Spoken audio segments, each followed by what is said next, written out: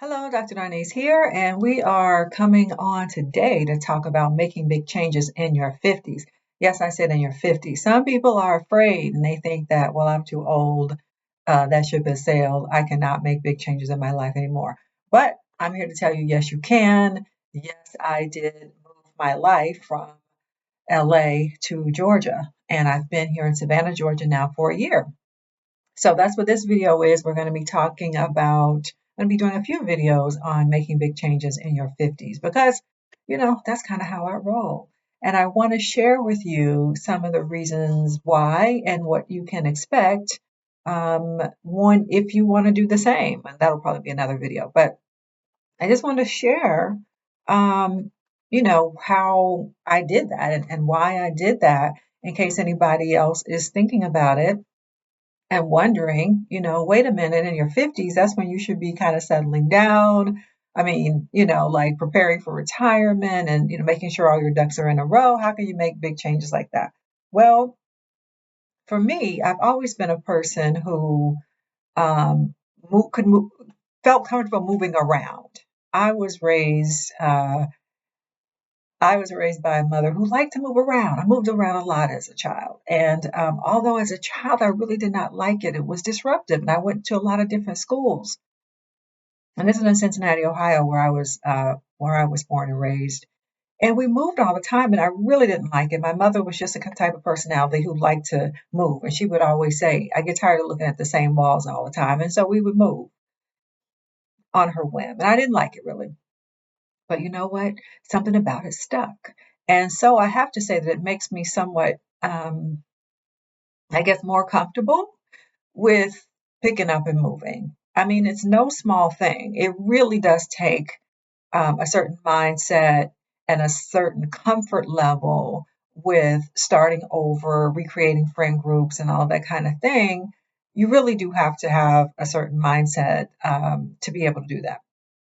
But as I mentioned, I grew up in Ohio, and after I graduated from college, I went to Kent State in Ohio, Northern Ohio. I moved to New York. My first degree was in fashion, y'all. And I moved to New York to work in fashion. Well, that was a big major move.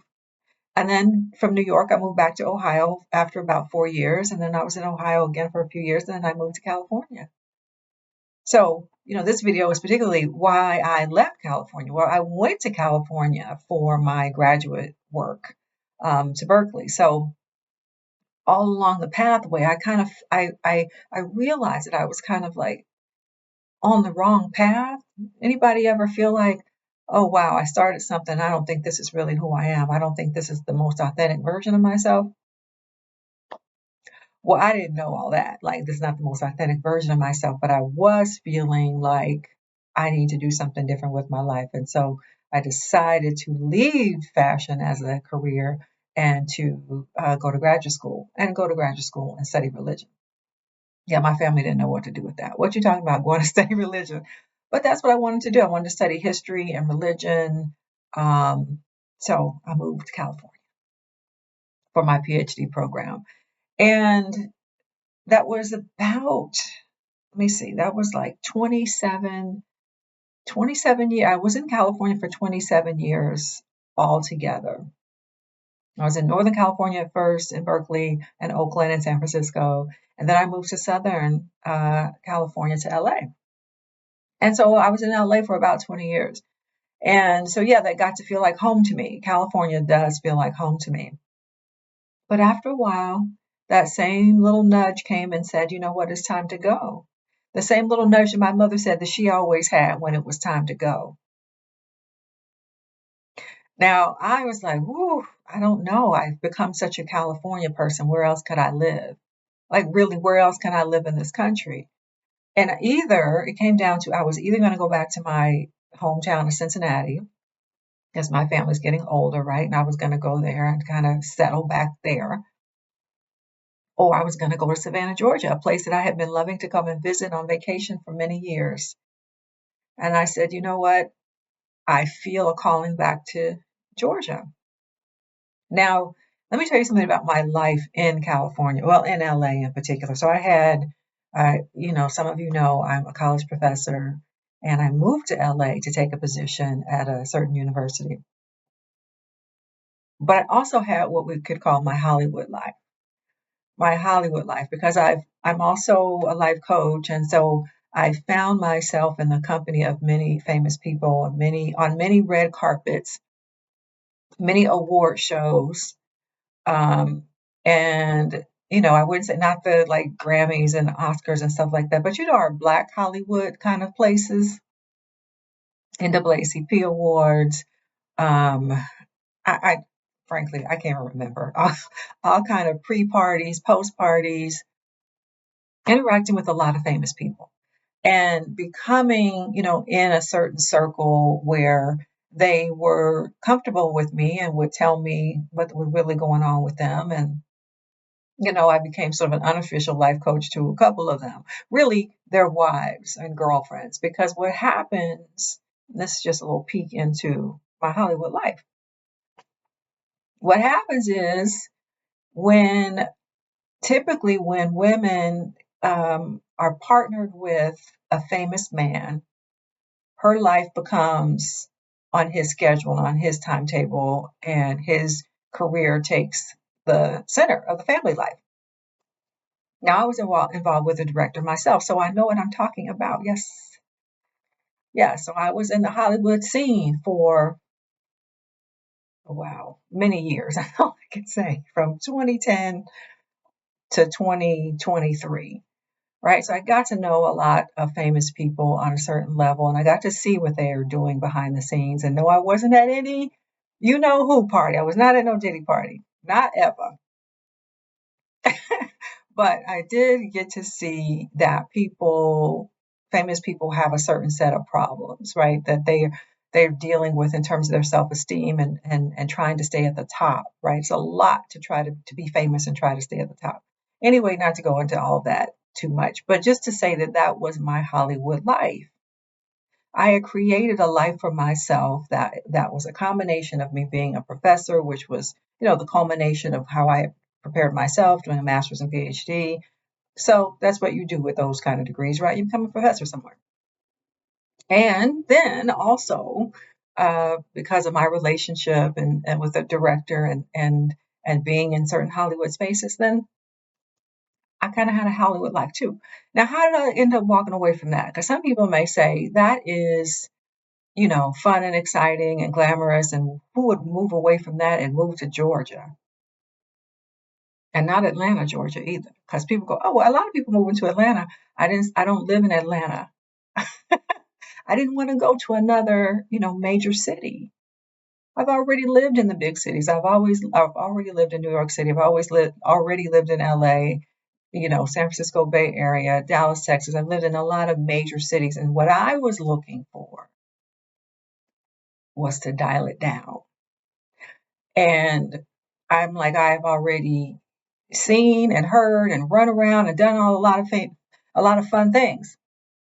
And moving to Georgia doesn't mean I'm not going to do any fun things. There's planes going everywhere, right? I can get on a plane and go wherever I want to go. But it means being in Savannah, Georgia, that I get to dial it down. And that became the most important thing to me. Also, my family comes up out of Georgia. Now, I said I was from Cincinnati, but my family migrated, like most Black people, migrated from the South to the North, right? And so my family came from Georgia. And so it's a very interesting thing that several of us are back in Georgia.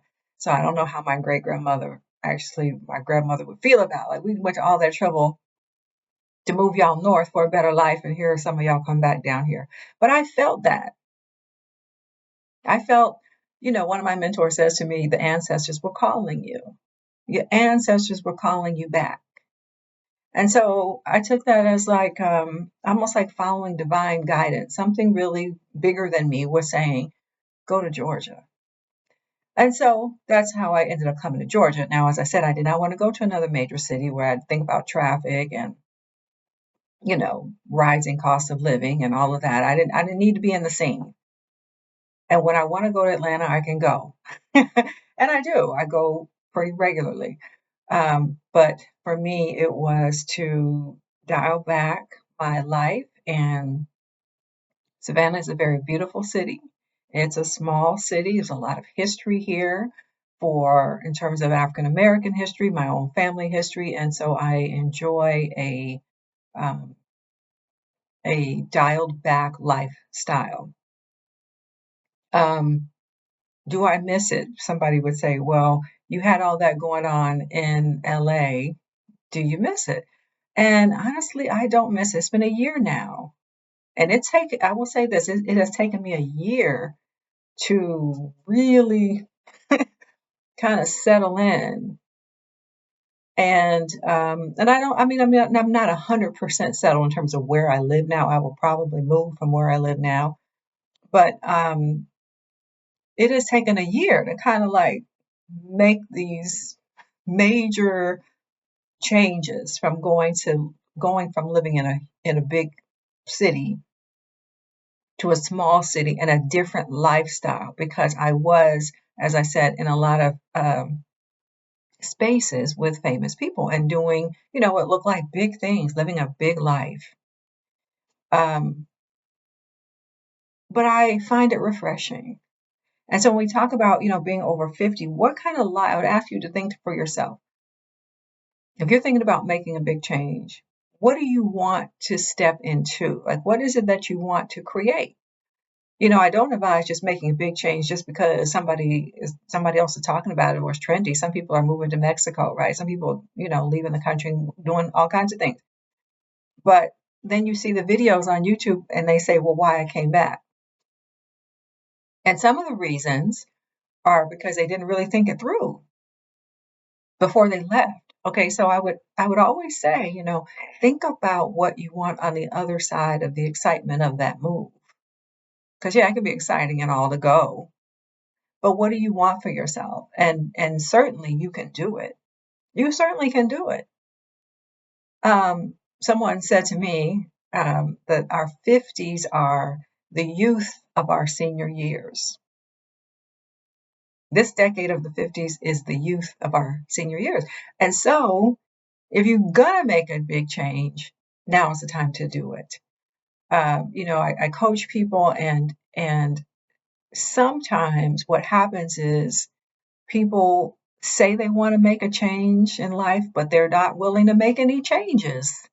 You understand what I'm saying? They say, I want to move. I want to have a different this. I want to have that. And I say, well, here are some steps, and you need to start doing some things differently. Oh, no, I can't do that. If you want to change your life, you really have to change your life. If you want to change your life, you have to start making changes, right? And it might mean, it's definitely going to mean altering your routines, changing up the way you do things, changing the way you handle your money, the way you spend your money, the way you save your money. Like it's going to be different because you say that you have a goal that you want to get to. That's different. So,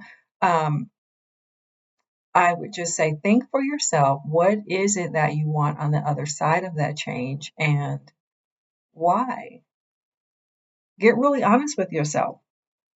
So, and that's what I did before I left California because I could have just kind of dialed it back in California, right? I didn't have to be all the places. I could have moved to, another place in the LA area that wasn't quite as bustling, right? I could have dialed it back. I could have moved to Sacramento. I did for half a second think about moving to Sacramento, California, because it is a smaller city and a smaller pace, a slower space.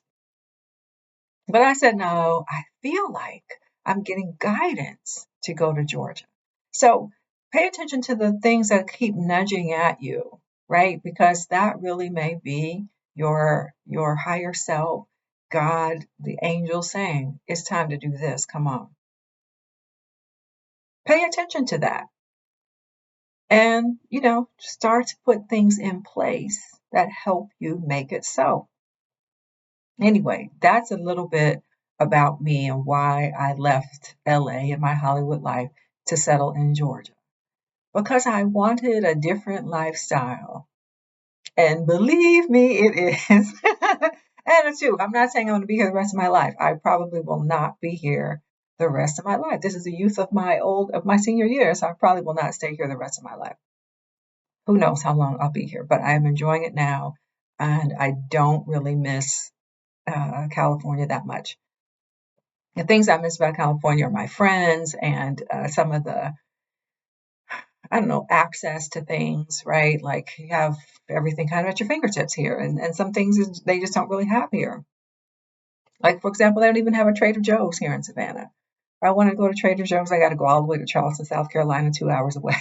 So, there are just some things that you get there and you find out, like, oh, you don't have this, you don't have that, but you work with it and it's fine. You find out it's fine. So when you get someplace else, are you going to be able to make yourself comfortable with your new reality? All right, so I'm going to leave it there. Let me know what you're thinking about in terms of making changes in your 40s or 50s, right? So I wrote that book there, 40 something.